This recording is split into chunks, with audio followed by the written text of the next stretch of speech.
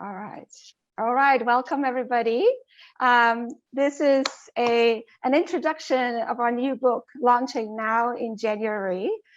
So we want to extend a warm welcome to everybody that is joining us right now on this session. We have a target to present our book with several authors here online right now on their speciality. So the title of this book is Key Factors and Use Cases of Servant Leadership Driving Organizational Performance. Obviously, it's about servant leadership. We've made this book highly practical. So this is not really just theory. It's not a bunch of professors talking about theory. It's really highly relevant to the markets today, very practical.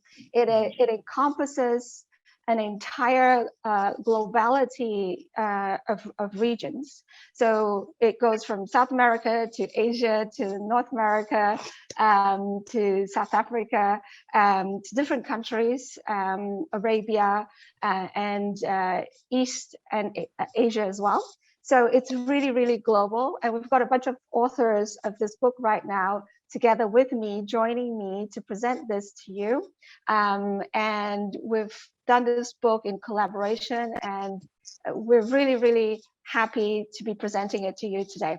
So a little bit about myself. I'm the editor-in-chief of the book and also co-author of a couple of chapters, and really looking forward to presenting this to you. My background is a consultant, but also a professor with ISM, faculty member in France as well.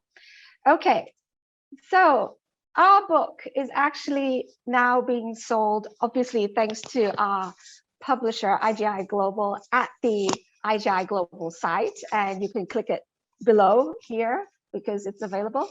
And it's available in a lot of formats, hardcover, softcover, and also a soft copy. And it's also available on Amazon, in several sites on Amazon already in North America and in Europe, Barnes & Noble, and Book Depository in the UK. Now, if you've got any questions with regards to how to follow up with us, feel free to contact me. I've got my contact here on the screen. Take a screenshot of this particular slide. I run a company that is a talent development company called Leadership Scientific.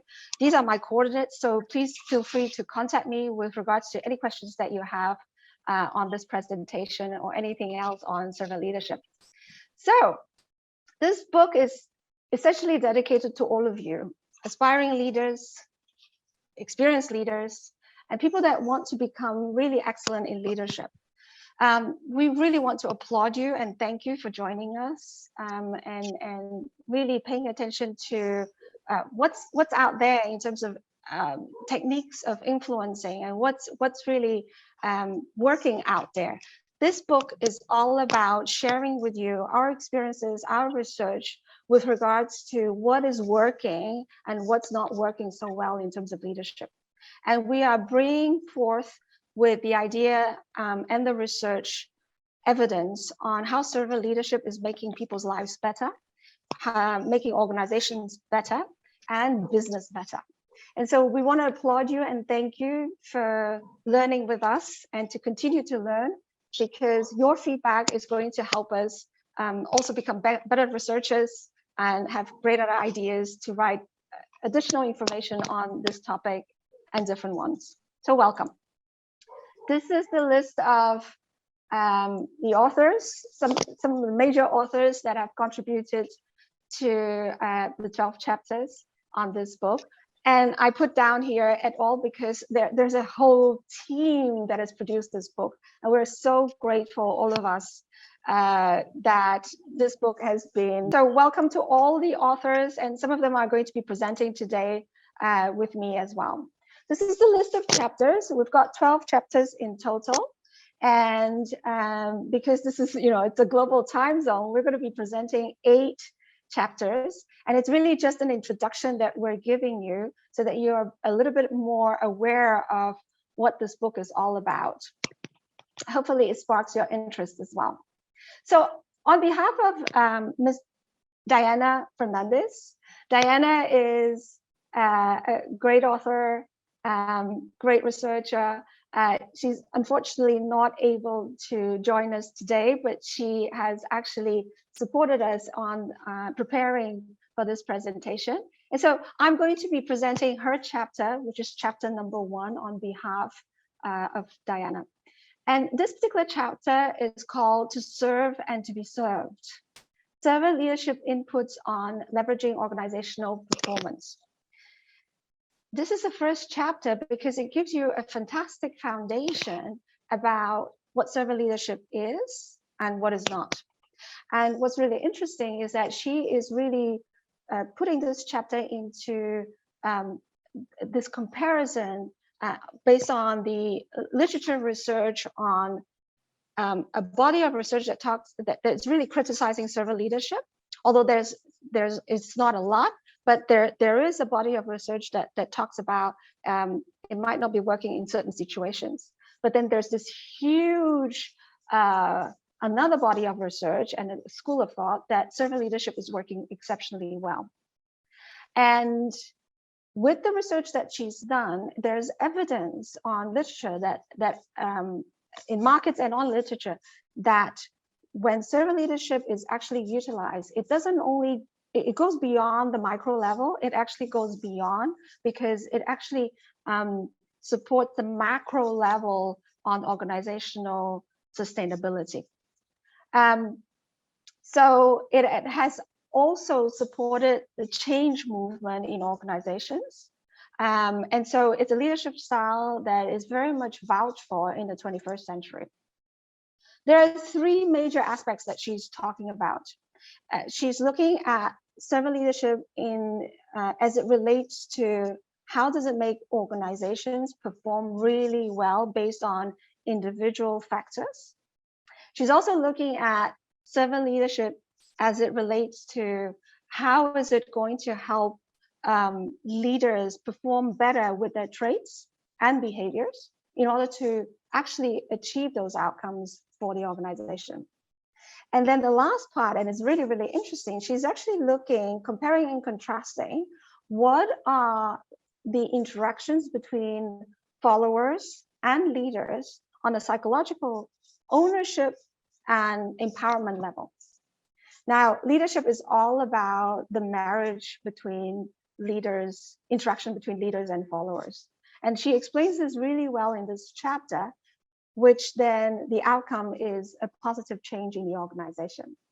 So again, this is a great beginning of the book. It's the first chapter. It gives you that, good foundation in terms of understanding what servant leadership can be doing. Then we're going to move on to chapter 2. And chapter 2 was written by me. And I'm focusing on the topic of genuine servant leadership, or GSL. So in the course of this presentation for chapter 2, I'm probably going to be referring to GSL, genuine servant leadership. And this is a chapter about GSL impacting employee motivation and work intentions. This is a special focus study on Asia. And I've actually picked the high power distance countries in Asia, or actually locations in Asia, and also the locations that are very collectivist driven societies. So let's have a look. So this particular chapter takes precedence and it actually works with the material of a study 1. And again, this is it's a study all encompassing 3 years together. But the study 1 was about 2 years. And this particular study talks about genuine servant leadership, or GSL, as a higher order set of behaviors. And so it involves being a leader, being humble, authentic, and standing back. Now, this particular leader that is applying these 3 behaviors are others focused. And so the leader is really focused on others rather than focusing on him or herself. Now, when leaders that are applying the genuine servant leadership behaviors, focusing on others to serve others, what's happening is that the people that are receiving that service, let's call them the followers or employees or team members, then they are feeling autonomous, relating to the leader, relating to each other, and feeling very competent because they are really motivated to be learning and asking more questions and opening up. And so their perception, the followers' perception, is that they are being respected by the leader.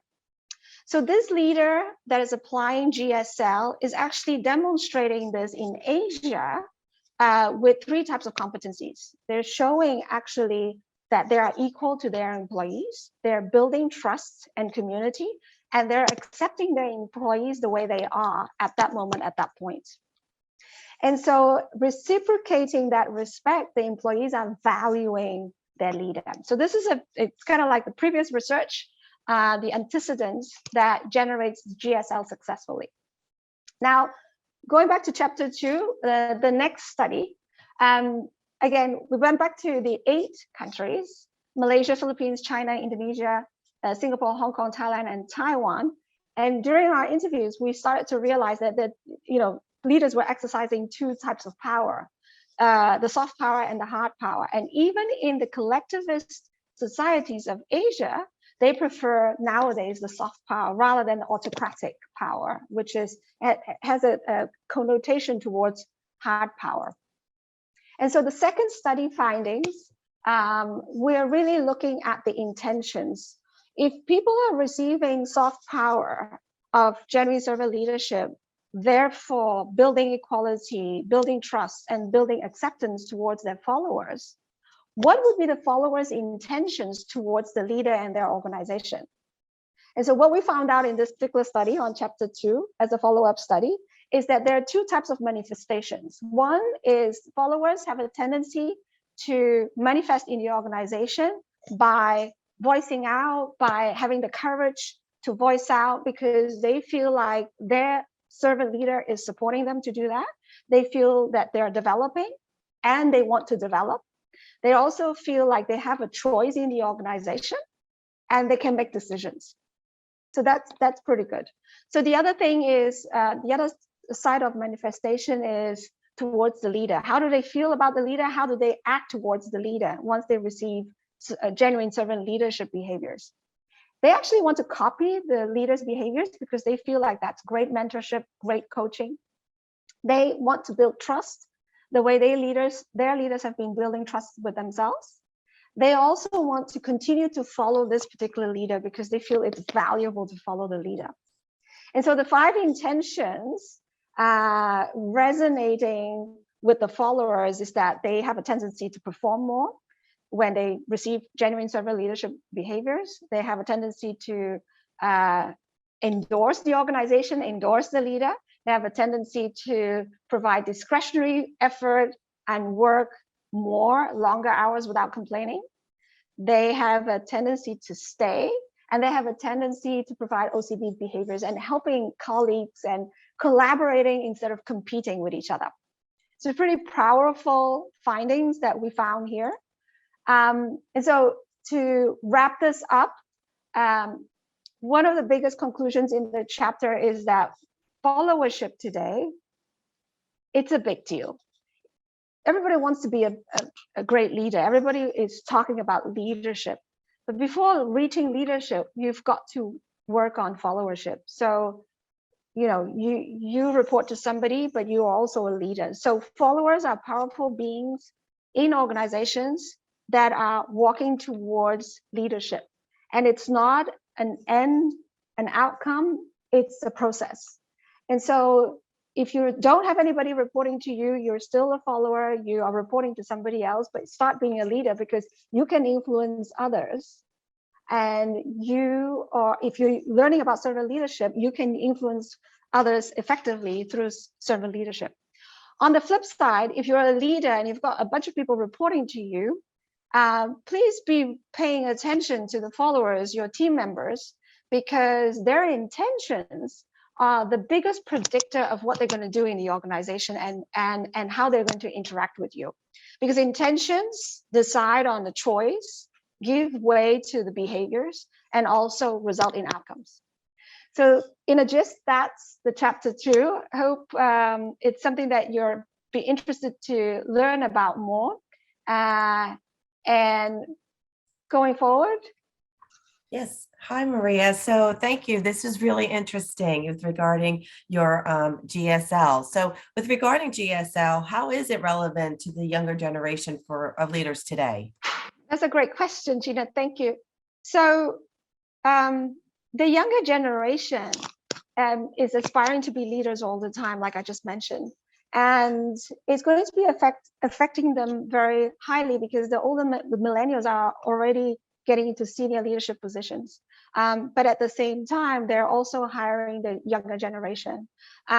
You've got the older generations that are also in organizations. So it's less about worrying about we've got 3 or 4 generations in an organization. How do we handle each generation differently? What we've seen in the research is, and again, this is research on companies, right? And these are real people, real companies telling us how it's working and it's not working.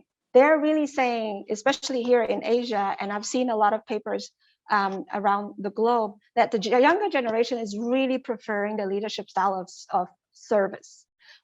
Because they love to be mentored, they love to be coached, and they want to emulate leaders that are good with them. There is a BCG research a couple of years ago in Europe, looking at 200,000 people applying for jobs, and they were interviewed and they were asked, what are the top key factors that would inspire you to sign up for a company? And they were all saying it's the culture of the company. What is the leadership style of the company? Do I have direct access to the leaders? Does my leader care about me, appreciates me, takes care of me? And also, can I actually have a good relationship with people, my peers? And only so those are the kind of like the top 4 things that they would sign up, that would make them sign up for a company. And the salary and the perks, they come on items like 8 or 9. That's not even important anymore. Obviously, that's the first thing they're going to be negotiating. But once they are thinking about 2 or 3 offers, they're going to be choosing the one that has the best culture, the best leaders, the best development process for them. And so if you're talking about young people coming into the organizations, those are the things that they will be thinking about. And servant leadership is definitely going to be helping organizations to succeed in those terms. Thank you very much, Gina. So the next chapter is, I've got a part of it as well, it's chapter 3. And I've actually written this together with Lawana Harris, my collaborator. Thank you so much. So this chapter, directly following the genuine servant leadership chapter, is highly related. And this is about a chapter about inclusive leadership. So its title is Winning Together, Outcomes of Pairing Servant Leadership Together with Inclusive Leadership Styles. And we're really looking at the evidence of organizational practices. Now, in this particular study, we've actually studied North American organizations. And let me show you the introduction to this chapter. Now, I'd like to take you back to an experience. Imagine for yourselves that you're waking up in the morning every day. And in every day that you're waking up, you're excited about your day. You're excited about going to work. You feel like everything is possible. You feel powerful. Imagine also that every day you wake up, you're proactive, motivated, overperforming, and you don't feel tired. You feel like this is wonderful. You don't feel like it's work when you go to work.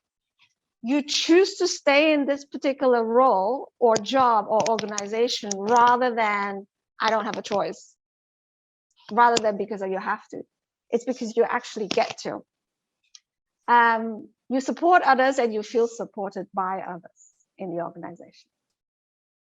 So I ask you, how many of you actually feel like that every day? Wouldn't it be wonderful if you could actually feel like that every day? So the purpose of this study, this particular chapter 3, we really wanted to find out how is servant leadership and inclusive leadership, the two leadership styles, when combined, promoting psychological safety. Because when you promote psychological safety, some of the things that I just mentioned and asked you to imagine will happen. You feel empowered, you feel that you could, do a lot more than you could, but that's also because, you're bringing up your ideas and it's safe to bring up those ideas. And to what extent is servant leadership combined with inclusive leadership, demonstrating others-focused behaviors in terms of serving others, developing others, building trust with others, putting others as their priority instead of themselves first.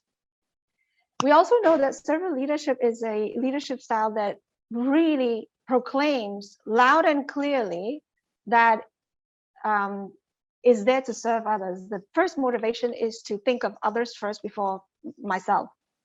And so to what extent is this going to be linking well with inclusive leadership? Because it's a topic that it's really hot nowadays.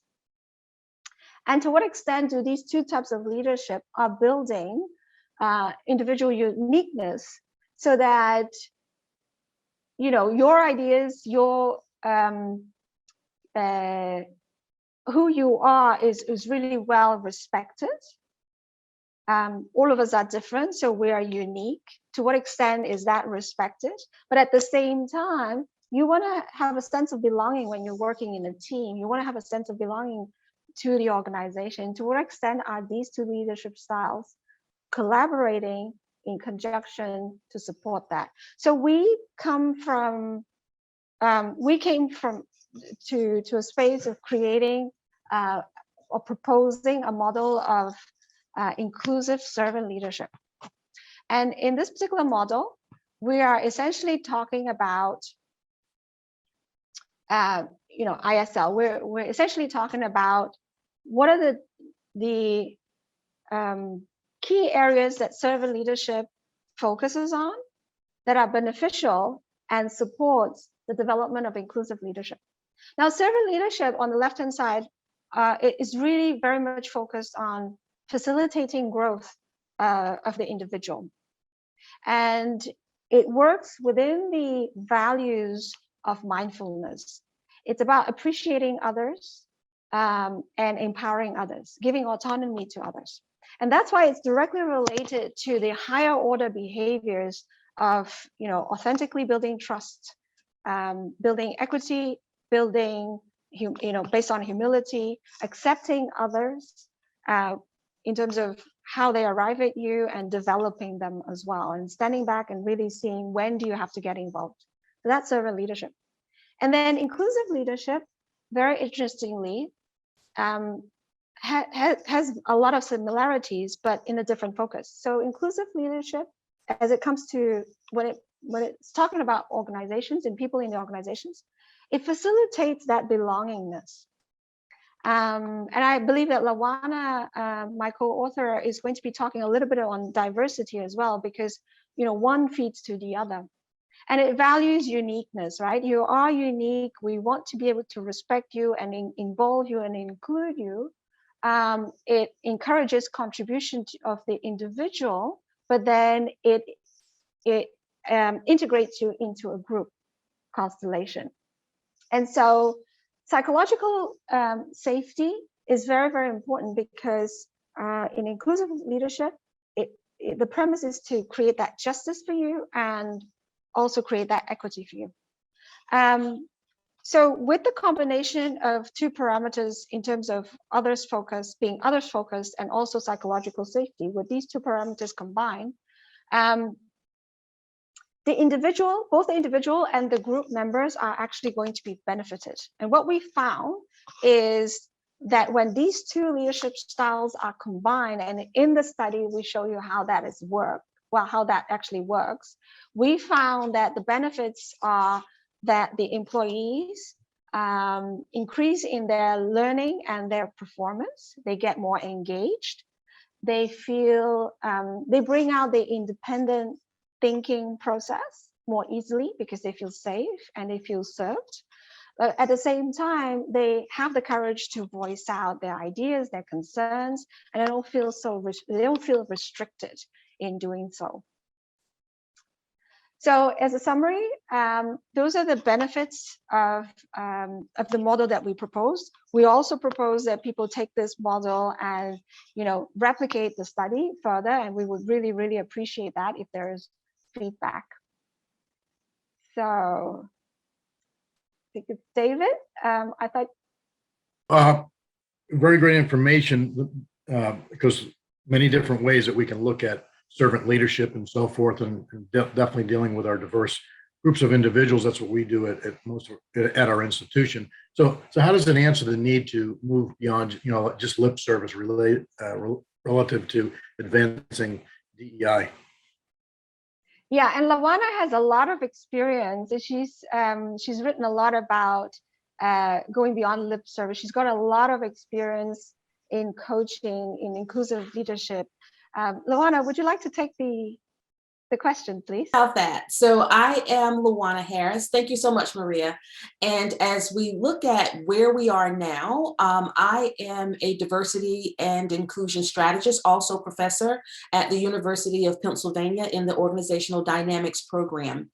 And when we look at moving beyond lip service, what it means is taking the concepts and the theory and translating that into practical application. So as we looked at the organizations and we had a chance to hear what's happening, then we had a chance to look at how and why. And it's important to really focus on beyond lip service for several reasons. One is that these topics, as they relate to inclusion, diversity, equity, psychological safety, belongingness, those are not new concepts. In fact, they've been studied and researched extensively. And they've been, as Maria said, a hot topic for more than 50 years here in the US, which is where this study centered.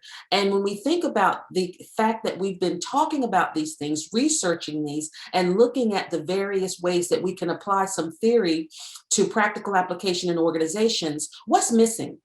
And what we find is often the sentiments of the employees, and the research bears it out, that oftentimes there's a lot of talk or discussion, or as we call it, lip service, because the robust dialogue is there. There's no absence of conversation and attention to matters of diversity, equity, inclusion, psychological safety, and belonging. However, when it comes to impact, moving the needle and having the metrics as well as the research build some trends in progress, we tend to see organizations across the board, but in particular in the US, are lagging behind. And so as we think about moving forward, our focus will continue to be combining both servant leadership as well as inclusive leadership. And we'll be working with organizations to help their leaders become ISLs, or inclusive servant leaders, excuse me, to understand how to apply this research real time in their organizations, as well as begin to see some of the words that we've been hearing, as I said, for more than 50 years, see those words operationalized and translate into meaningful action. So we're looking forward to hearing more feedback. Thank you, Maria. Thank you so much, Lawana. That was wonderful. So that's the end of chapter 3. Like I was saying, we're going to be jumping chapters because we've got 8 presentations.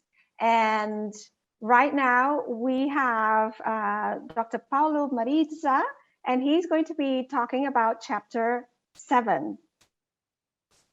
Thank you, Maria. And I am a former executive in telecom and financial services industries. And now I am a management consultant and a professor at the University of Trieste, a professor of business organization.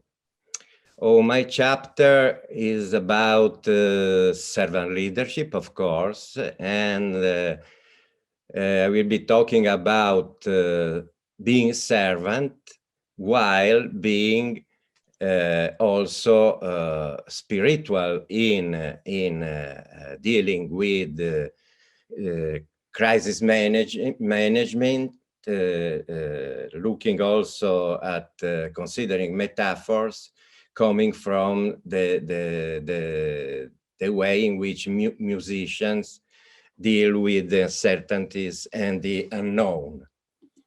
So, let me take, I cannot switch the slide. Yeah, I'll switch it for you. Thank you. So, servant leadership and the spirituality of music in crisis management. Let me just make some a reminder about the way in which I went in contact with Maria. And when Maria invited me to contribute to her book, we were in the midst of the pandemic lockdown. Friends, colleagues, and clients were grappling with discontinuities and unknowns, and they were facing in navigating difficult and unfamiliar conditions. Many of them, in recognizing the big change which was happening, also recognized it in themselves, in their own role, and in their behavior and actions. I would like just to quote some of them. One told me that I realized that I am no longer the only leader, but a guide among and with others. I no longer intervene in the daily work of my employees, but I listen and commit myself to facilitating the search for autonomous solutions.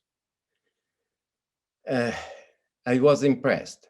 Long-time leaders with great responsibility in their company, in their organization, were showing a different trait, their authenticity in taking care of others in a renewed self-awareness.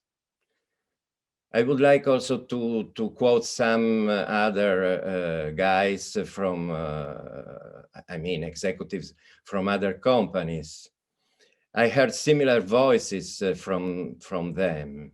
They were saying, for instance, I took away the budget goals. Yes, because more than selling, we now have to serve our customers. Another told me that I communicate every day, even remotely, with as many teams I can to hear how it's going, to witness closeness and put myself at their service. I often do the work of those I see exhausted and discouraged, and like to re-immerse myself in operations. It is back to learning. In this sense, I would say, serve yourself in serving others, in being servant. Serve yourself, others will serve. Now, a year later, these leaders tell me that it was never about their role, their formal organizational empowerment, but about a shift in perspective, in an openness to seeing things as they are from different angles, an emergence of a mindset that they already had. And it is a fact, an experience that spreads throughout the organization gradually, but tends to bring out the servant organizational mindset, which means participate, collaborate, and empowers others, give credit to others, takes responsibility when things go wrong, actively seek out opportunities to showcase teams' talents. I would also like to say that those who had temporarily violated traditional behavioral and organizational rules, even though they had eliminated, for instance, budget objectives, eventually exceeded them, as stylized in the swing in the slide. Of course, I'm talking about business cases, about personal experiences, but in the book, the use cases presented show a trend that new research will be able to prove statistically significant. The newest research, the latest, I mean, indicates that the fourth industrial revolution, in the post-pandemic era, will be people-powered. And as the CEO of a leading technology company recently told me, the workforce has to be fully engaged. So first, make sure the workforce is engaged. Then make sure that the infrastructure, the business model is ready to that you don't run into roadblocks. And pick use cases that are going to have a big impact. Think big, start small, and scale fast. I'll think about that last aspect in a while in the conclusion. Please, next slide.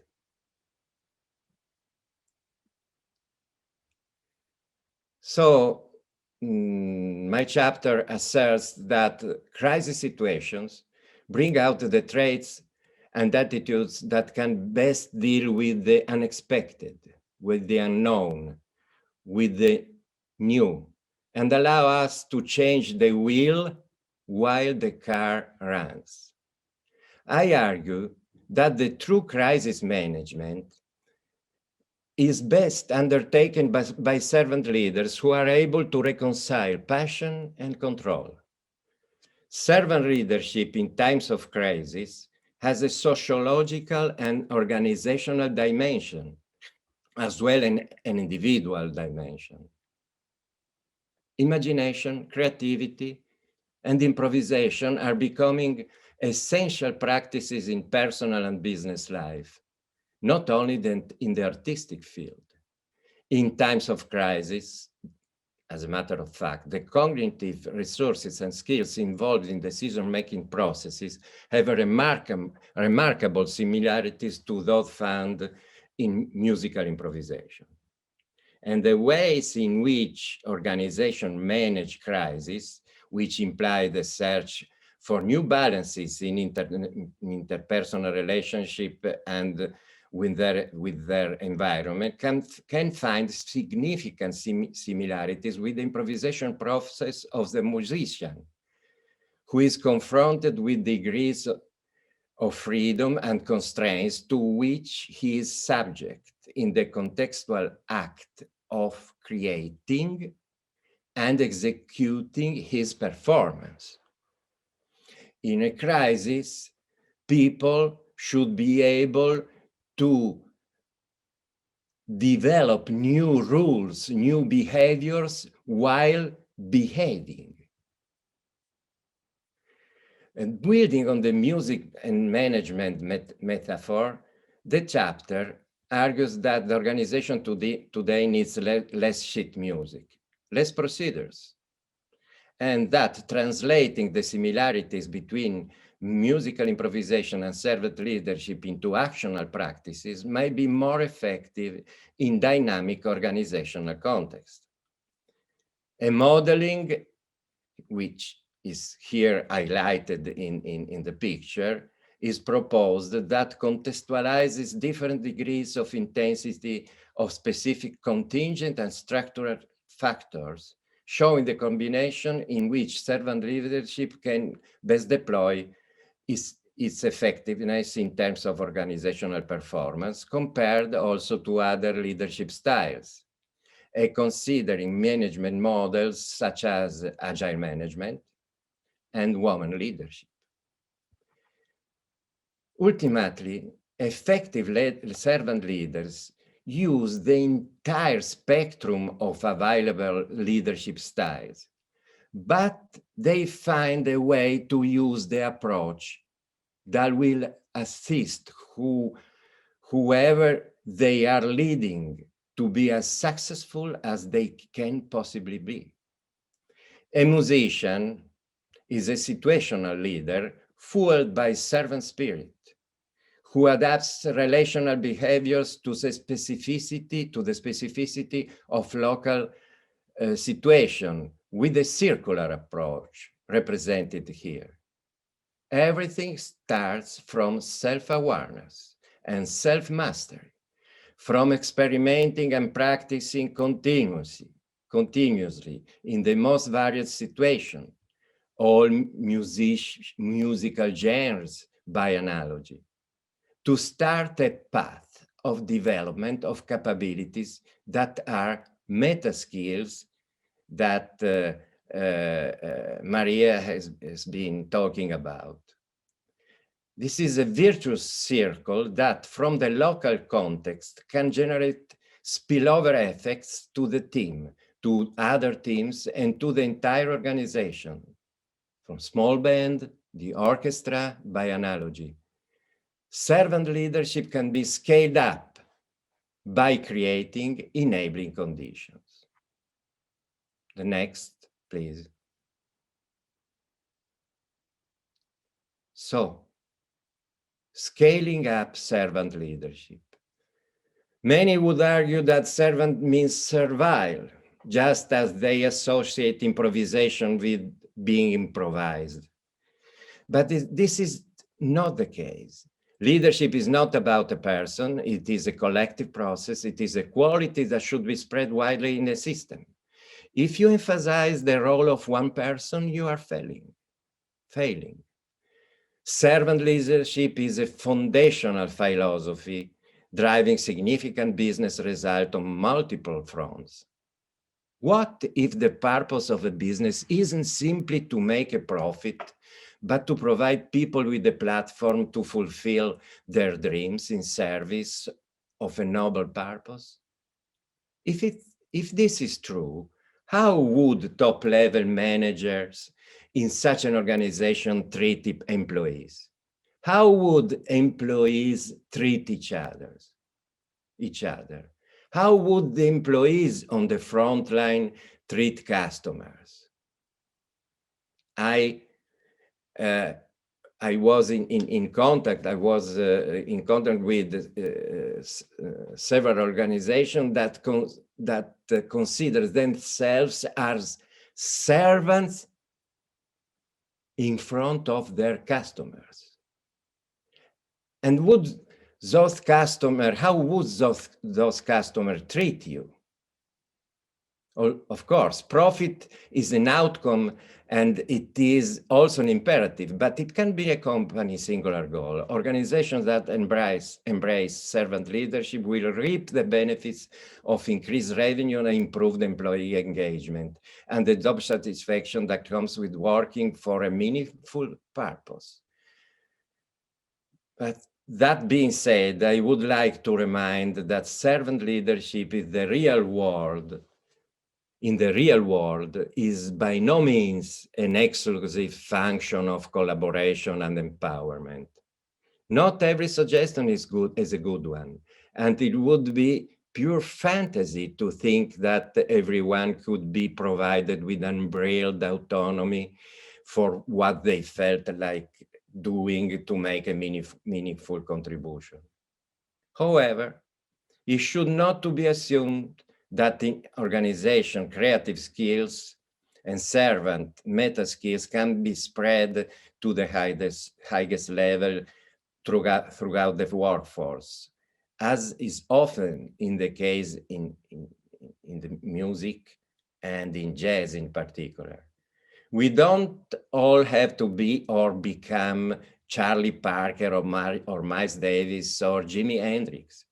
Brilliant talents operating at the edge of the chaos, creating new equilibria beyond the boundaries of the known. Of course, you must be brilliant, a brilliant player, to be able to play in the new socioeconomic environment, bearing in mind that much corporate creativity is quite ordinary and concerns incremental improvements in product and processes, and innovations, and in improving the servant organizational mindset.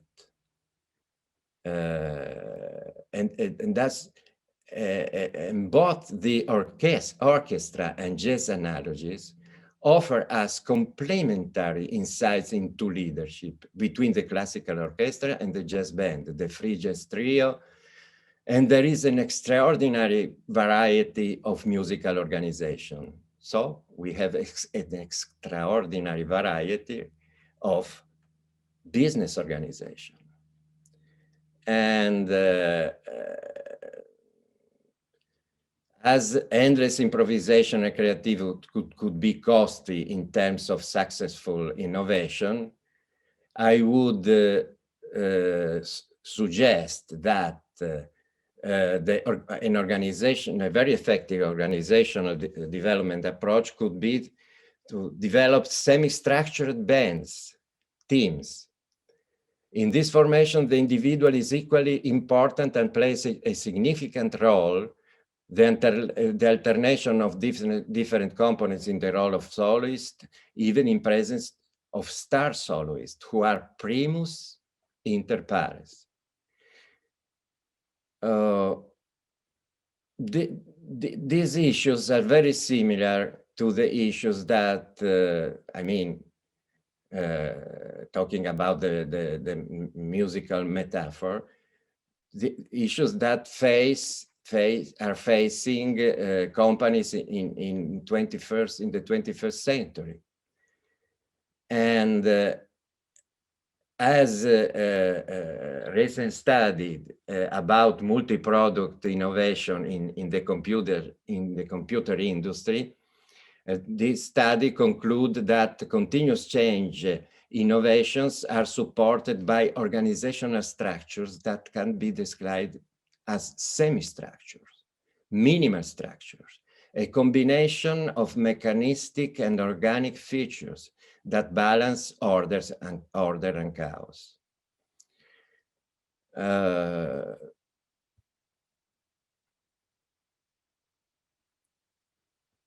And this is a condition in which most of 21st century businesses find themselves. As I was saying, this is a path that requires great commitment, and to scale up servant leadership organizationally, you can start by practicing it locally, picking up use cases that are going to have a big impact, creating a multiplier effect by using collaborative platforms and opportunity network supported by a digital transformation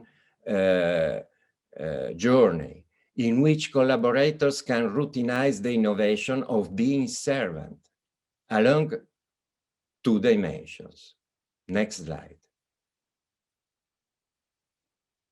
So, Paolo, if you could just actually go a little bit faster, because we're... Yes, I'm concluding. Okay. So, in conclusion, I would like to hope and wish to the co-authors that the book can contribute to spreading the best practices of servant leadership, especially operating in the life of organization. My hope is that the servant leadership movement can find moments of confrontation, exchange, and especially co-development of best practices and tools with the participation of thought leaders on leadership, servant leadership champions, and involving technology partners also to develop the infrastructures and tools that could enable scaling servant leadership. Thank you so much. Thank you so much, Paolo. Thank you. I think you've actually answered this question that we have here for you. How do you actually cultivate and promote servant leadership in organizations? You've just actually answered that as well. Yes. So thank you so much. Thank you. All right. So the next chapter is Dr. Anand Khan, and it's chapter 8. Anand, would you be able to unmute yourself and present. I think he got dropped off. Oh no, he's here. Yeah, okay, great. Okay. Thank you very much, Dr. Maria, Go ahead. for allowing me to present. Now, my chapter is about arm's length manager. This is very innovative application of servant leadership.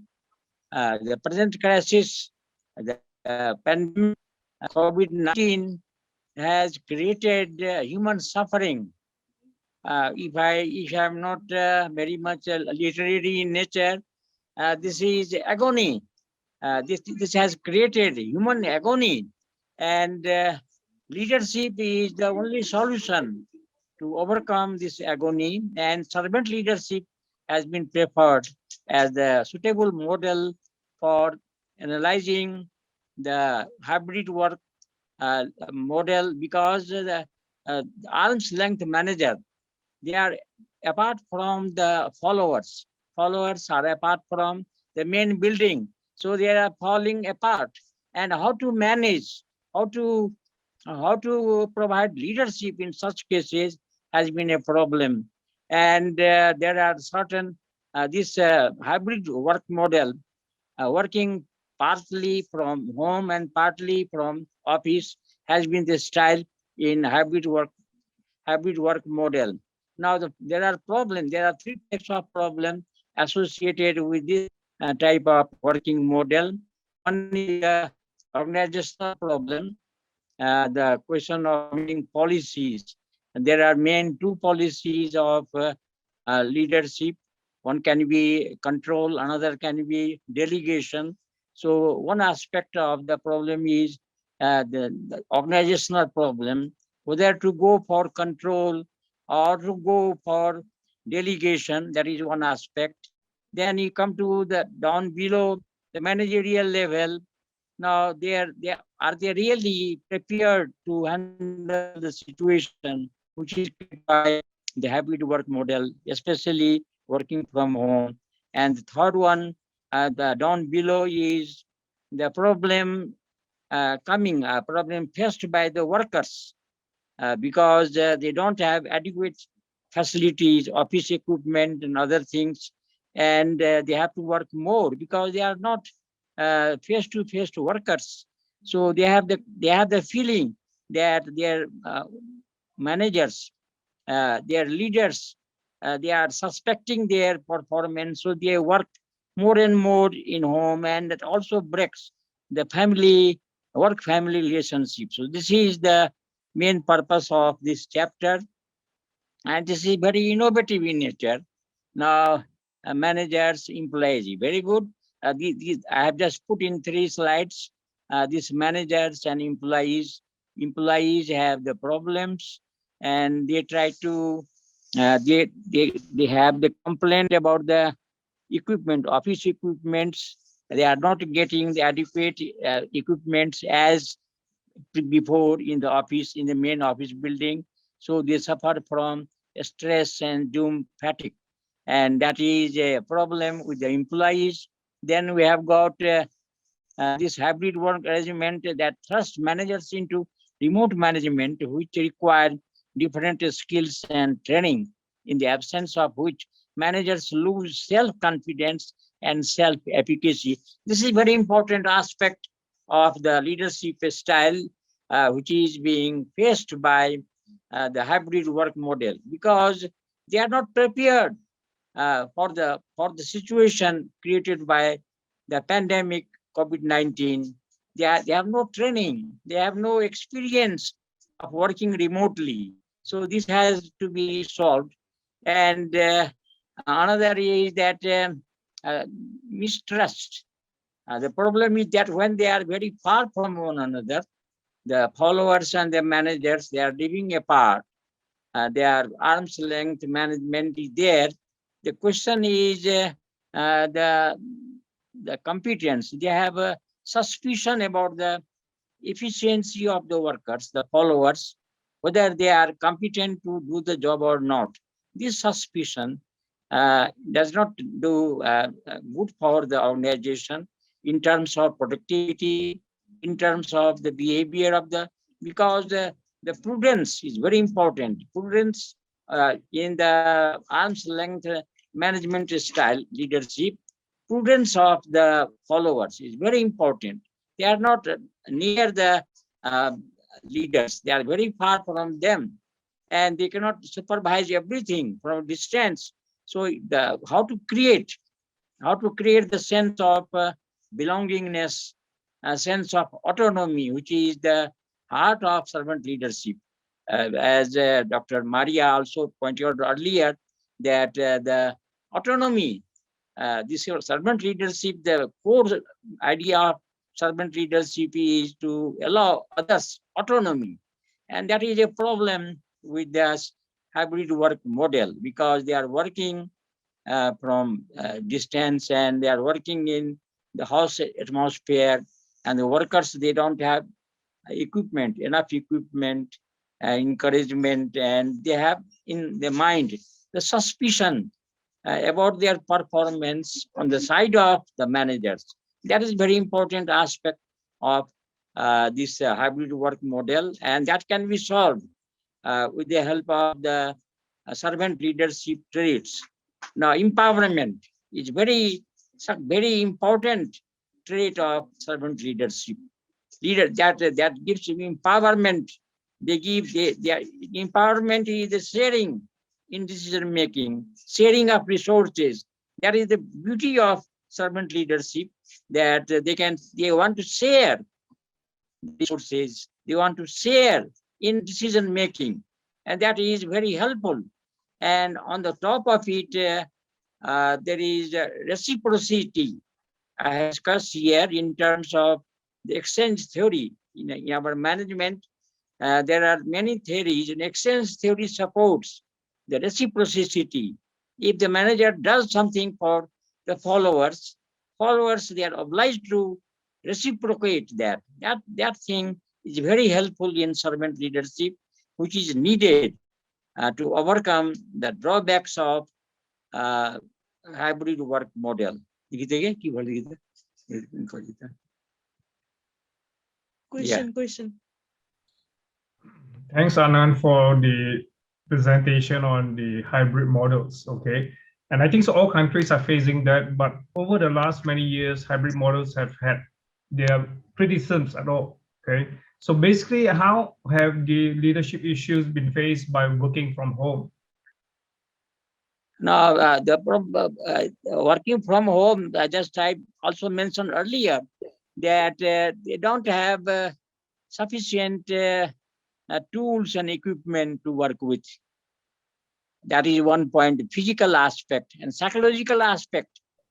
They have a suspicion in mind whether their work is appreciated by the manager or not, because there is no contact in that way, and everything is done digitally, and digital working has a problem because one is sick of always working with the computers, working with the digital machines. All these things are not very familiar to them. And not only that, there is macro management. Because when there is a distance management from a distance, there is a macro management adopted by the managers. When there is a macro management, it leads to control, more control than delegation. And this is against the intrinsic motivations, because they want more autonomy, they want more freedom of work. So this is a problem faced by the workers when they are working home. That is the answer I have to give. Yes. Are you happy? Okay, thank you, Anand. So thank you very much, Anand, for your presentation. The next is chapter 9, and obviously we've got Dr. Tay Sherwin. Please go ahead, Tay. It's really lovely to have you on board as well. Thank you, Maria. Okay, my name is Tay. Actually, I've been in the academic world for at least about 4 years. Most of them are in Asia. okay, from the Middle East to the ASEAN countries. In the ASEAN countries, most of it is what I did in my role as a president of the CA, okay, for 9 years, where I have a good perspective of the university leadership. So that's why my chapter actually concentrates more on the academic side, academic leadership, okay, and looking at it within what we call the organization performance management, OPM. Now, this is a very important issue. Is that next slide, please, Maria? Okay, this is very important because I have been involved in the organization performance when I was actually forced by the management, okay, to take up quality assurance and accreditation of 3 different universities. 2 of them are private university, and actually one of them is a leading Catholic university in Thailand. Okay, and then the latest was a leading, okay, leading Middle East university in the Middle East. Okay, so my purpose of this writing this chapter is I have a lot of data on the organization performance within an academic institution. And actually, I'm also the Thailand Quality Award Assessor. Okay, so I've been using and developing the model, okay, of what we call the strategic performance management system using the Malcolm Borish, okay, which is very similar to the Thailand Quality Award. Okay, so this model was developed by me to use to assess, to integrate the accreditation requirements to sort of like assess the performance of the institution, the college, and the programs, okay, using the criteria, okay, of Malcolm Borish, of which there are 5 processes and 1 set of results. Okay, and then they have what they call the the framework of assessment using the approach, deployment, learning, and integration. And then for results, we have the let's see, the levels, the trend, the comparative, and the integration part. Okay. So actually, because of the rich data, I was able to look at the relationship between leadership, okay, which is one of the key criteria in this performance management model, okay, together with all the main 5 processes, okay, in the university system, together with the results. Based on ranking, okay, actually ranking here is now used as part of the outcome to see how well they have been performing, okay, based on the organization performance, okay. I have only access to the ranking system based on the QS World, okay, that is published, okay, for the Middle East. But for the 2 private universities in Thailand, they actually are not listed anywhere. They are not even within the radar, okay. But they have a perception study every year of which is the leading private universities in Thailand. Okay, actually that Catholic university has for the last 30 years, 40 years, there has been the leading private university. Okay, why? Because they use everything in English. Okay, but over the last 10 years, because of the change in the leader, okay, the leader, okay, actually the leader is actually a Catholic brothers. Okay, their ranking, okay, based on the perception has actually gone down. Okay, so next please, Maria. Some of the key findings, okay, based on this, using the strategic performance management model and using the assessment framework, okay, and based on these 3 universities, okay, it finds that there is potential leadership issues in the higher education in Asia part. Okay, not all of them, not the top tier, but maybe the 2nd tier, 3rd tier, or the 4th tier universities. Okay, regardless of regions, okay, in the Middle East or ASEAN, or religion, because actually I've been in 3 types of university: the Islamic university, the Catholic university, and the Buddhist university. Okay, the Buddhist university is actually owned by a Chinese businessman. Okay, it seems that, okay, their leadership performance, okay, as related to the overall process and results performance are rather relatively very mediocre. Okay, I would say less than 30%.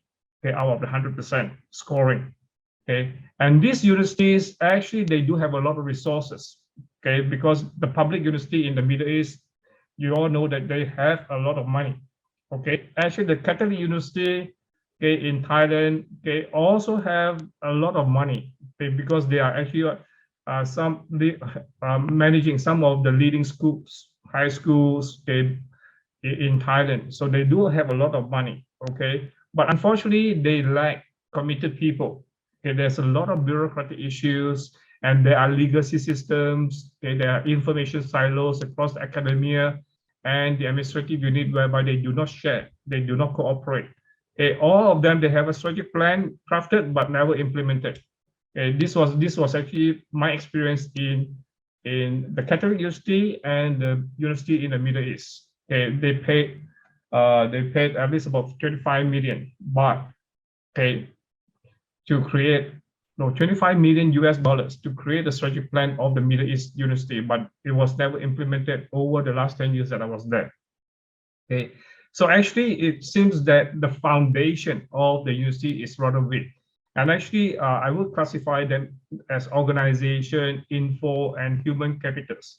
They are weak. Now, these three actually are based on the balanced scorecard of Kaplan and Norton. Okay, but I modified them to concentrate on organization, information, and human capitals. Now, if you look at these three main set of capitals, there's one common denominator, and that common denominator is what? Human. It is the human who structure and who manage the organization based on the value system, based on the system, the governance.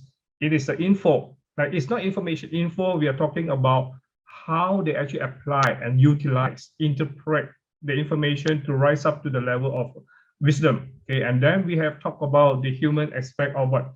The human capacity and the human capabilities. They are rather weak. Okay, they are not dedicated to supporting the core processes to create and deliver on educational value. Okay, now education value is at the border from the marketing side, okay, because we need to create values to our stakeholders, especially to the students. It does affecting the outputs and outcomes aspirations. Okay, Maria, next please. Okay, so basically, how relevant is this to the present day and the future HEI leadership? Is still the same, because in the past, in the present, I think so, hopefully not in the future, okay, the HEI, they have shied away from their foremost leadership and governance issues, okay, as evidenced by these three studies, okay, but they have struggled and continue to struggle to apply modern management and leadership fundamentals, okay, and these HEI are facing and to continue to face leadership issues, okay, in those lower tier university, even though I have evidence of a top tier university in the Middle East, okay, affecting their overall institution performance, okay, barring countries or politically afflicted disputes and conflicts, natural disaster or inherent marginalized diversity device concerns, the leadership, servant leadership, and most importantly, the effective leadership principles and fundamentals should be practiced and adhered through, okay, clear and true conscience. Okay, this is a keyword that I'm using here, for the benefit of others rather than oneself, which is a recurrent and persistent problem across cultures, religions, and regions.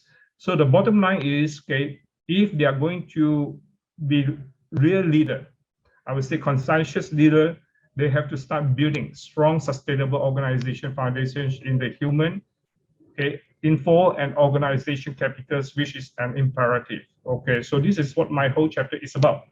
Okay, so I would end here. Okay, thank you. Thank you, Tay. It was really interesting. And as being from the university setting, I really found your information that you presented very relevant. And then your focus on academic leadership as well as human capital. So my question would be, what do you deem critical to resolving that leadership, servant leadership, and OPM performance? Well, actually, when this question is raised, okay, I actually refer back to some of the research that I have done in the past. Okay, so basically, when we talk about the leadership, okay, we are talking about the competencies that require for leading the organization. You have social intelligence, conflict management, decision making, sharing a compelling vision, change management, interpersonal skills, okay, emotional intelligence, and being a good coach and being trustworthy. Okay, and some of the qualities that you must be optimistic, ability to make difficult decisions, ability to delegate, and you must be approachable. But there are 4 qualities: integrity, humility, transparency, and authenticity, which actually Maria has raised. As a servant leader, which are still very questionable. okay, in the academic institution. So we have been talking about IQ, EQ, AQ, okay, and we have a creative quotient, okay. But I have the reservation about the spiritual quotient of the leaders, okay, the academic leaders. Okay, now we have the technical skills and ethics, okay, quotient, the digital quotient, the vision quotient, experience. But what actually this research has concentrate on, but they neglected what we call the real behavior. Okay, the real behavior of the organization. Now, organization in itself is only an entity. Okay, the organization is staffed by human beings. So we are missing the human DNA, okay, in all aspects of the academic administration or governance or leadership. Okay, so this DNA is, I'm looking at the moral fiber of the HDI and the leader. So actually, I wrote 3 papers based on the self-sufficiency philosophy of the late Majesty, okay, the previous king of Thailand, okay, Bhumibol Adulyadej, the self-sufficiency, whereby you have 3 principles of reasonableness, okay, moderations, and then self-immunity. When we talk about reasonable, okay, this is the first reason for reasons, not desires, okay, that guide our developing of the capacity to use our own judgment and rationality to choose the way of conduct, own path of living, and without following blindly the irrational globalization trend, such as an overly extravagant lifestyle and overconsumption, which some of our academic leaders are showing. Okay, moderation means what? Okay, one must know what is your basis, the potential within your own limitations. So the knowledge of understanding and knowing oneself will reveal what is and how one should grow successfully. Okay, and then the last one is self-immunity. We have a lot of internal and external changes, so we must be prepared for these changes. But there are 2 conditions, okay, based on the framework that I developed in 2008. Okay, that is what I call the morality conditioning, okay, and the knowledge conditioning. So when I talk about the morality conditioning, we are talking about honesty, integrity, sincerity, perseverance, diligence, and sharing. Okay. The question is how many of our academic leaders actually demonstrate this? Okay. The other part is knowledge conditioning. Okay. The thing is that we are talking about the prudence and care in interpretation, integration, and application of the knowledge. Okay. How we rise above knowledge to what we call the wisdom levels.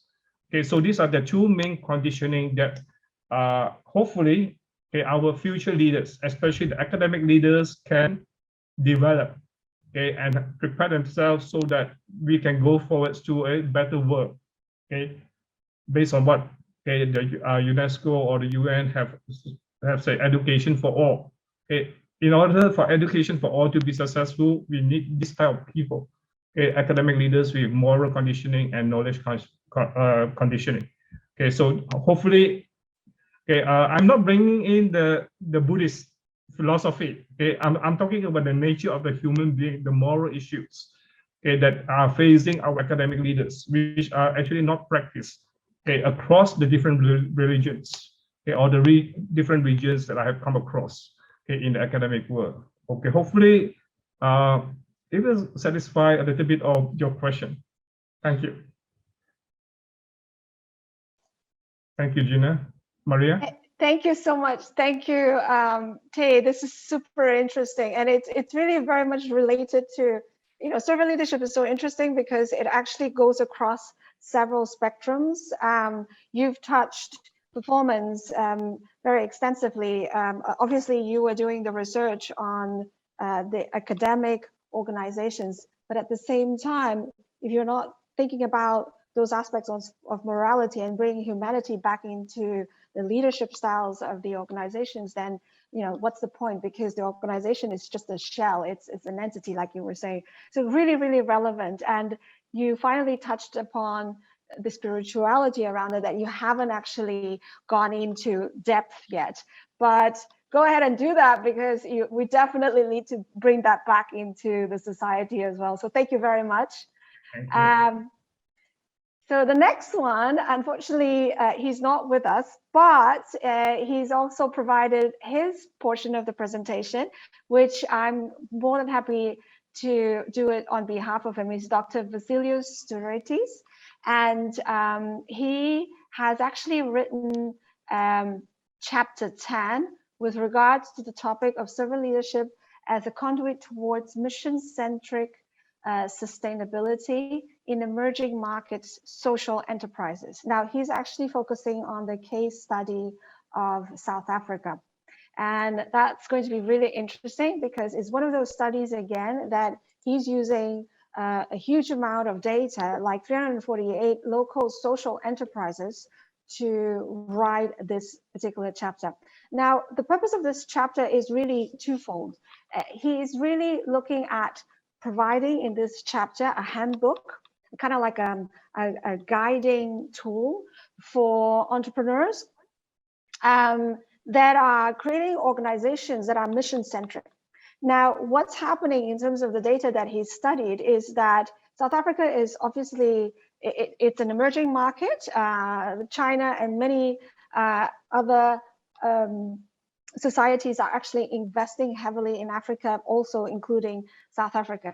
Now, what's really interesting is, there are many entrepreneurs there, and they're utilizing the concept of being mission-centric, serving for a purpose to commercialize. But then they switch over and drift into pure commercialization, and they lose that affect that they wanted to originally create to be a purposeful organization. So that actually becomes a problem because that sustainability is no longer there because people are also reflecting that they're no longer authentic. And so it's actually going to be affecting purchases out of those organizations. So the other topic that he's integrated in here in terms of the purpose is how can we use something like the servant leadership to actually revitalize the mission-centric organizations if they have gone too much to the commercialization side of things. And so he's really working on creating a set of recommendations to utilize servant leadership to help them on sustaining the business. And so obviously the problem is that, they initially start off as mission-centric and then they drift apart and away from that mission centricity into losing the purpose and going too much on the other side of commercialization. Now, one of the studies that I also did, and I was talking to him briefly about this previously a couple of years ago, is that, obviously social impact, and today really talking about environment as well, social impact and this type of business, there are statuses that you can create in the organizations. You can create a nonprofit, which many have started off with, CSR, and sometimes they turn into a marketing department in a corporate organization. But also you can actually turn the status of for profit and still stay on mission centric. And so he actually talks about a few of these essential movements as well in his paper. What is the relevance of this paper? Well, being mission-centric organization it's very sexy nowadays, really. And there are a lot of young entrepreneurs that are going into that field, and also corporate organizations as well. And so it is absolutely relevant to the markets today. But he's really focusing on the emerging market of South Africa, and also the niche markets within the country.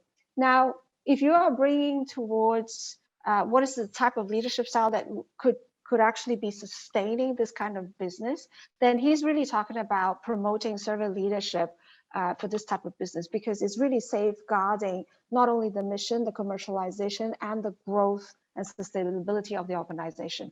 Now, he also talks about the relevancy of paying attention to the environmental contexts within the country of South Africa, because then, things that would involve the environment you would think about, the limitations of an entrepreneur, and also aspirations of an entrepreneur within the region or sub-region.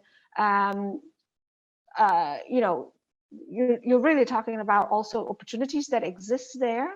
What are the intentions? What is the speed of the business and the velocity of sale and so forth, and the rates that are going down there? Now, if you look at a paper like that is in South Africa, and you actually replicate this particular study and compare and contrast with other global regions that are emerging as well, there's a lot to learn from the context of the environment and antecedents that you can pick out from this particular paper. So it's definitely a very, very powerful paper, practical paper to learn from. So, and our last presentation tonight is from two great authors, Dr. Gina Payton and also Dr. David Ross. Over to you. Thank you, Maria. Yes, hi, my name is Dr. Gina Payton. I am with Nova Southeastern University, which is located in the United States in the state of Florida. I work for the College of Education and School of Criminal Justice. I've been in the higher education arena for over 26 years, and with the College of Education, probably 20 of those 26 years. So I teach in the organizational leadership and higher education leadership programs for our doctoral students, as well as our master's students. And I'm also a dissertation chair. So that's just a little background about myself. And I'd like to pass this over to my colleague and co-author, Dr. Ross. Oh, thank you, Dr. Payton, and thank you, Maria, as well. My name is David Ross. I'm a professor at Nova Southeastern University, as Gina has mentioned. And I've also have over 20 years of law enforcement in state and federal system. So along with education in the K-12 system, and then also teaching here at the university in the doctoral program, a dissertation chair as well, and work in the same divisions as Gina, all my career has always been about serving. So it's why I'm interested always in this topic as well. So no matter what it is that I've done in my 65 years is this. So really enjoy it, and thank you. Next slide. So you will see with our presentation in our chapter, we did an extensive literature review on servant leadership, shepherd leadership, which hasn't really been discussed yet today, that kind of go hand in hand with regarding that. But our purpose and our main focus of our book chapter really has to do with that faculty-student relationship. As professors, our goal is to motivate, empower, educate, communicate to our students. And so in terms of our, inspiring, serve, safeguard, lead from behind, we as faculty are not here just to communicate and convey the content of that subject area, but we're also here to guide and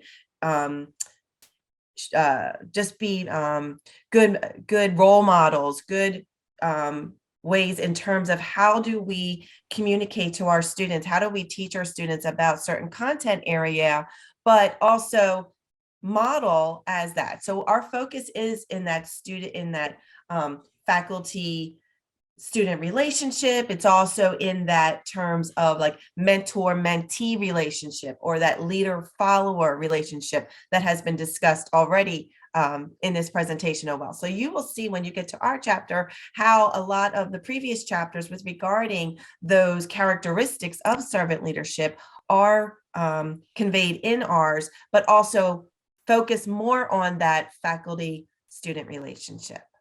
Dr. Ross? And also to inspire, that's our, we're about motivating our students to, to complete their degree and move on in life and so forth.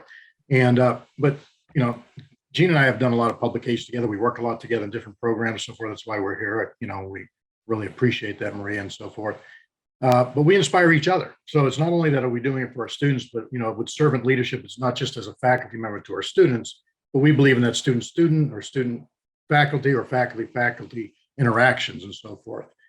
So we do inspire not only ourselves, but our students. And safeguarding, one of the main things about that is, we look after our students, right? We want to safeguard, guard them from all the outside noise and so forth like that. So the safeguarding is, just shielding them from that outside whatever it is, just to keep them focused, right? And serve them so that they move on to do their coursework, to be prepared for the world, to be in their profession.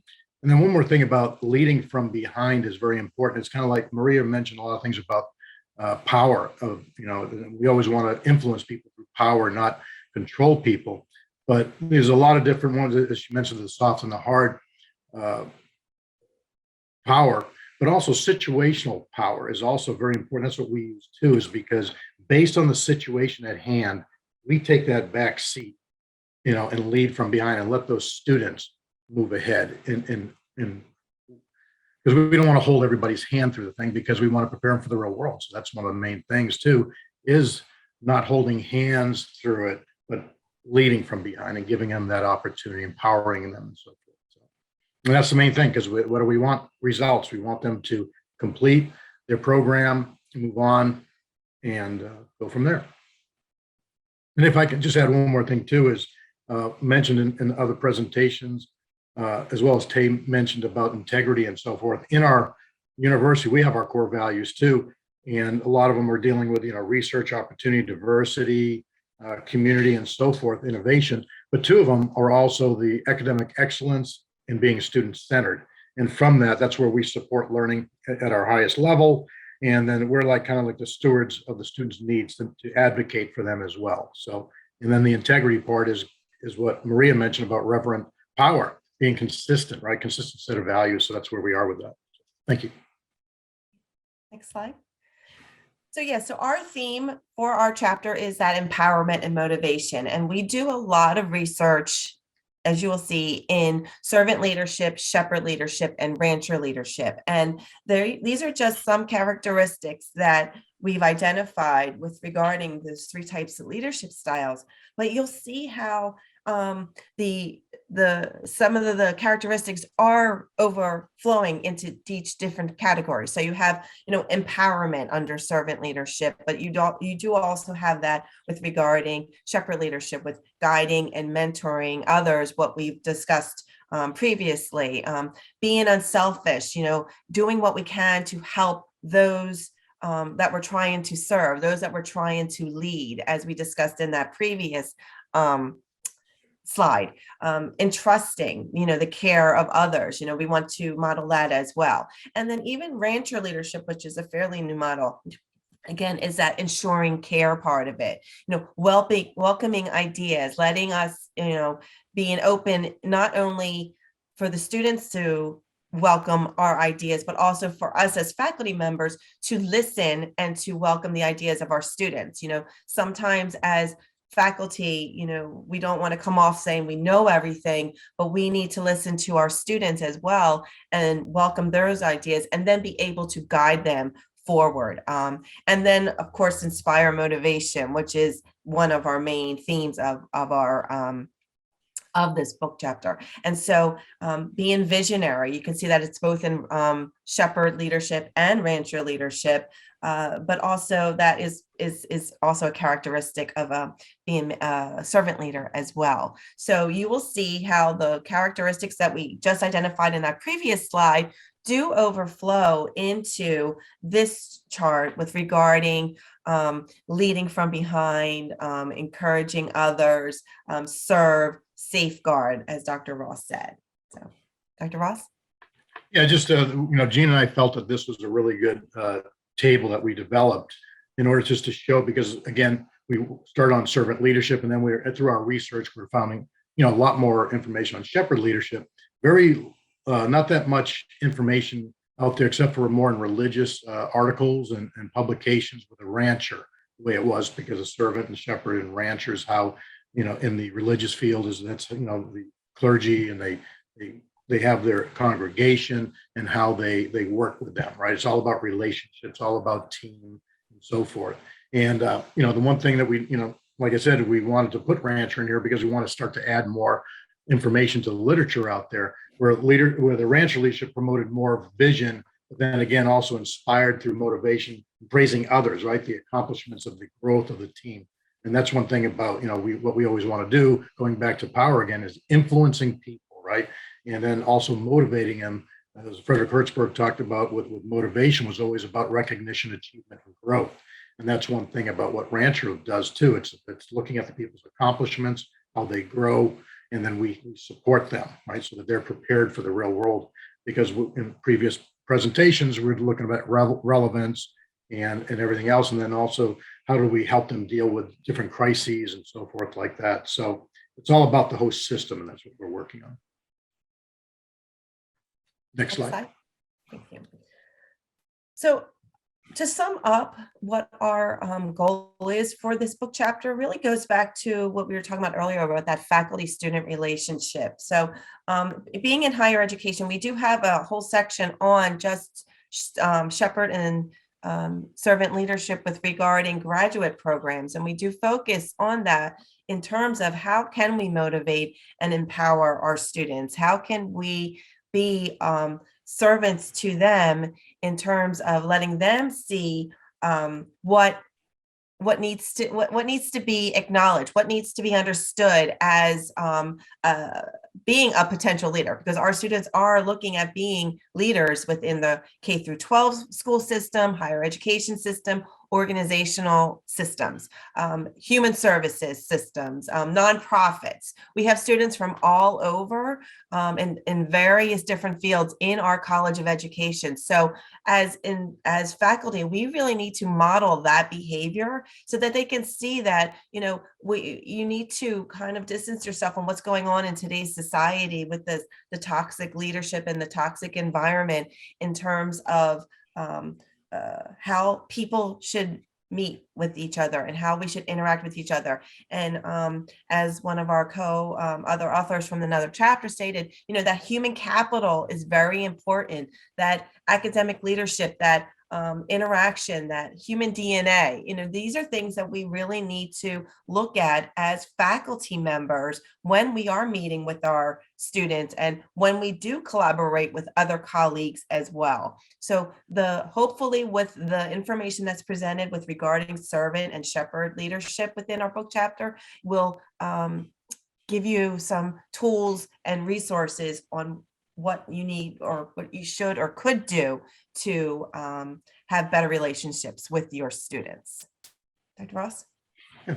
Yes, and within our university, we have 18 colleges. And at our college, the official College of Education, School of Criminal Justice, we merged a couple different divisions, as Gina mentioned, with human services, criminal justice, and then education. It all ties into like our core values, one of them, community, right? Giving back to the community and preparing people for that, motivating, empowering, just like the key words are right here. But, building those teams, right? The relationship is nobody in an organization, if you don't have teams, right? A lot of people think like, oh, everybody works together, we're a team. Well, there's a difference between teams and groups, right? A group is just a bunch of people there, probably not in the same vision, not the same direction, but teams do. And that's how we build the relationships. Nothing more like, and we'll just bring up the thing is, like Gina and I work a lot as a dissertation chair, where I might be the chair and she's a member, or vice versa, right? She's a chair and I'm the member.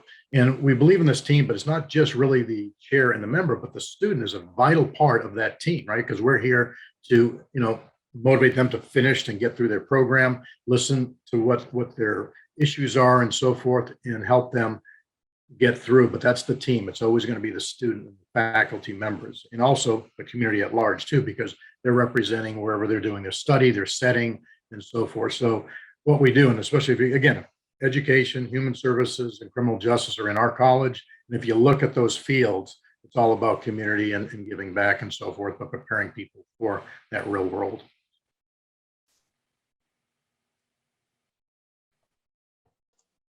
So this was really an excellent presentation. Thank you so much, Gina and David.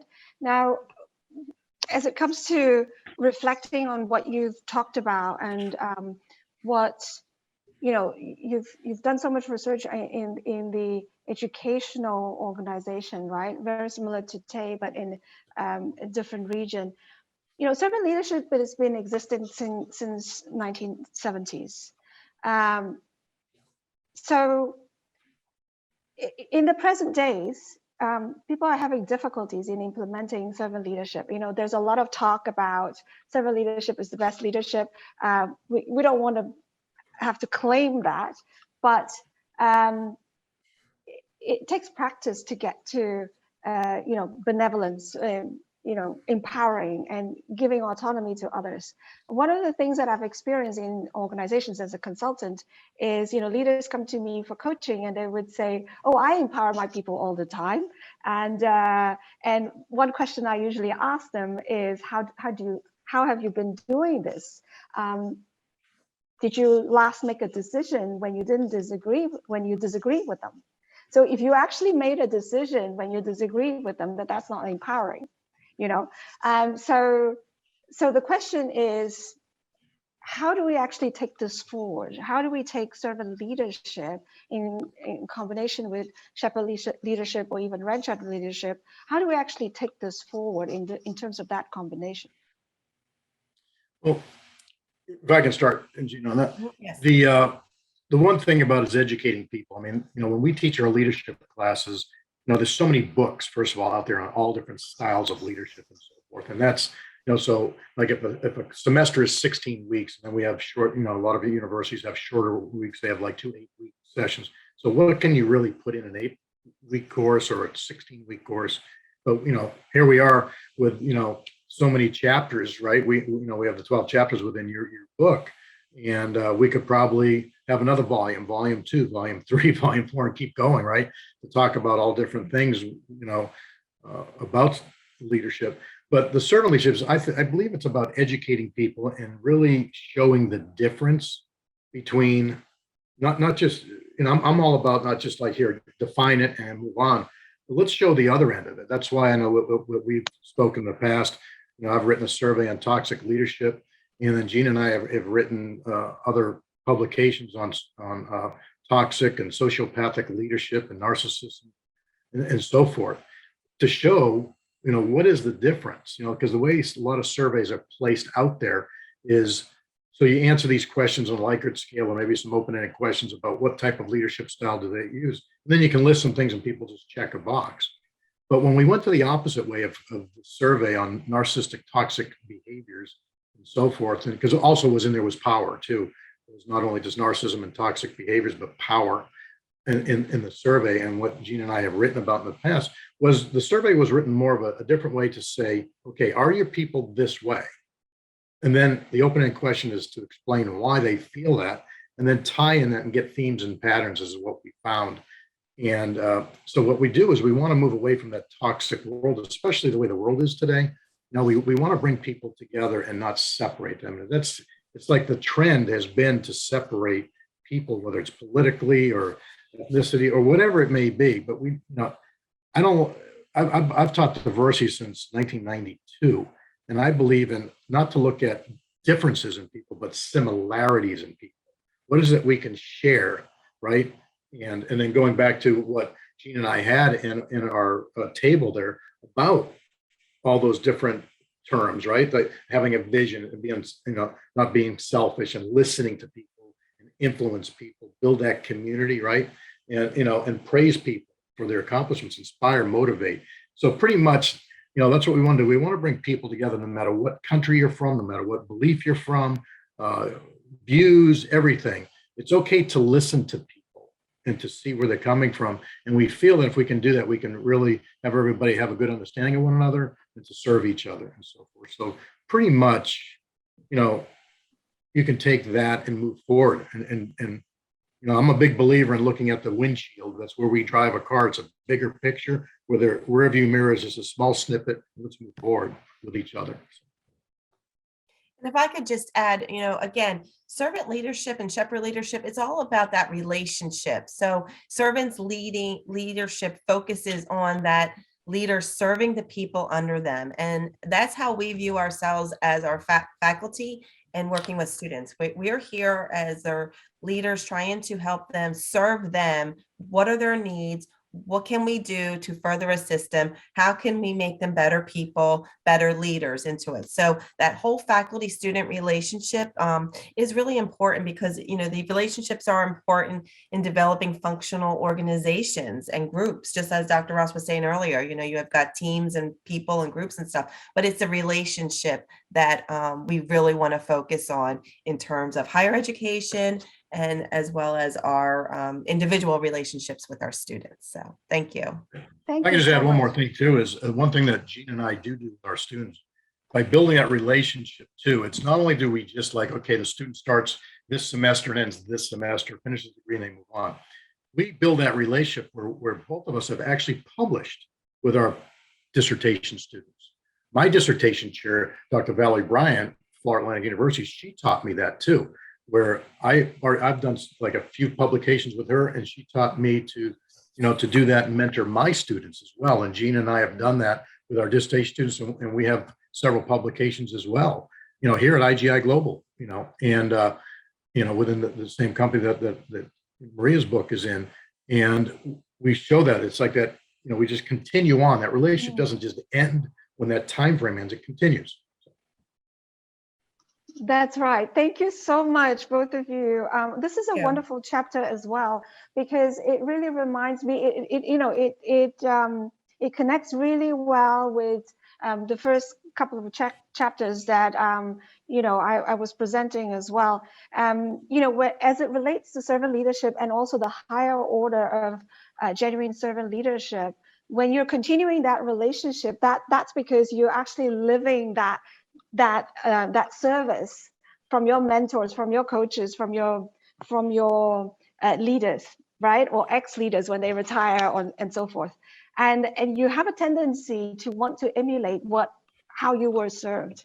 And then when you are the professor and you become the leader of the organization and the students, and you're really guiding them, then you are also paying forward. So it really feels like the servant leadership generates perpetual levels of relationships throughout. And if people could emulate and replicate those types of well-being and connections and relationships, is really, really going to help the war. I deeply believe, I'd love to be blunt in terms of the vision, and you talked about this, David.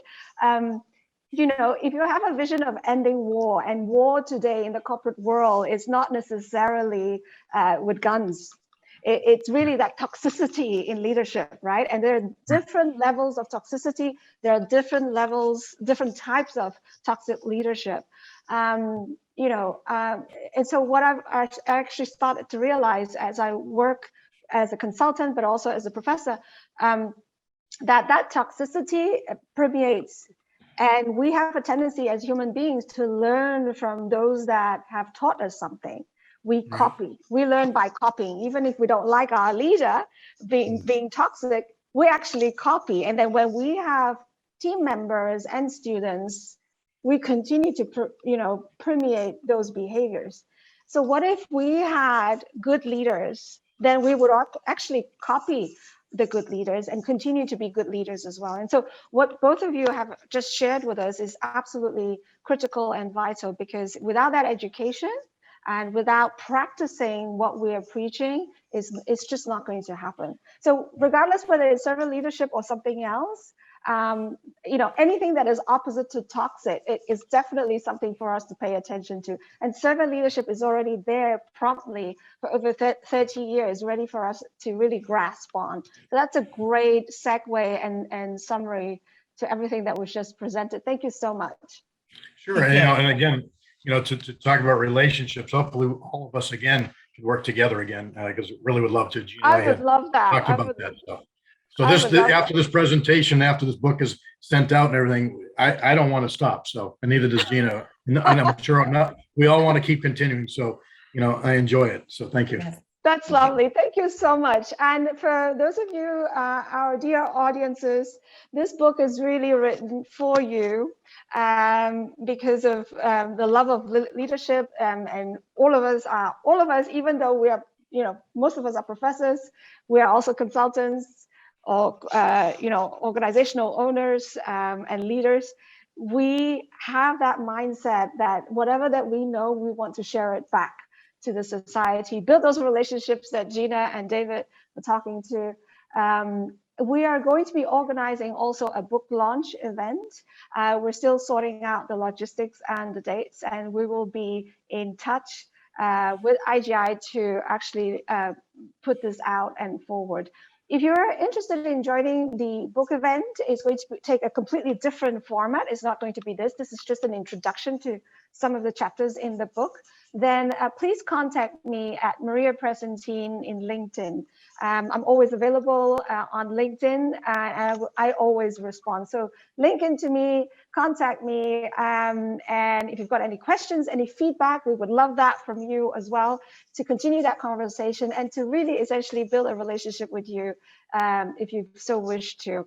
And to our dear authors of this book, thank you so much for your collaboration, great effort, and for joining us today in this introductory event for the book. So take care, everybody, and we'll see each other very soon. Thank you. Thank you very much. It was a pleasure working with everybody. Thank you so much. Thank you, Maria. Thank you so Great. much.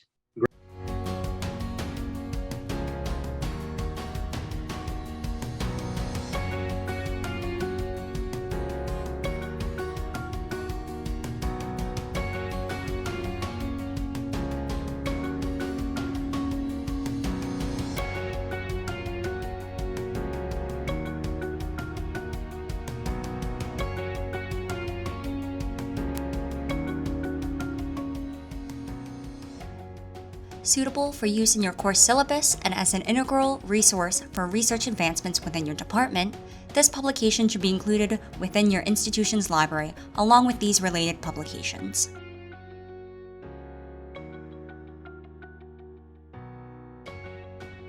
Offered in print, ebook, and print plus ebook, and as a part of IGI Global's ebook collection, this publication is available through IGI Global's online bookstore, as well as many other major booksellers and platforms, including EBSCOhost, Gobi, ProQuest, and Oasis. Purchase or recommend this title to your library today.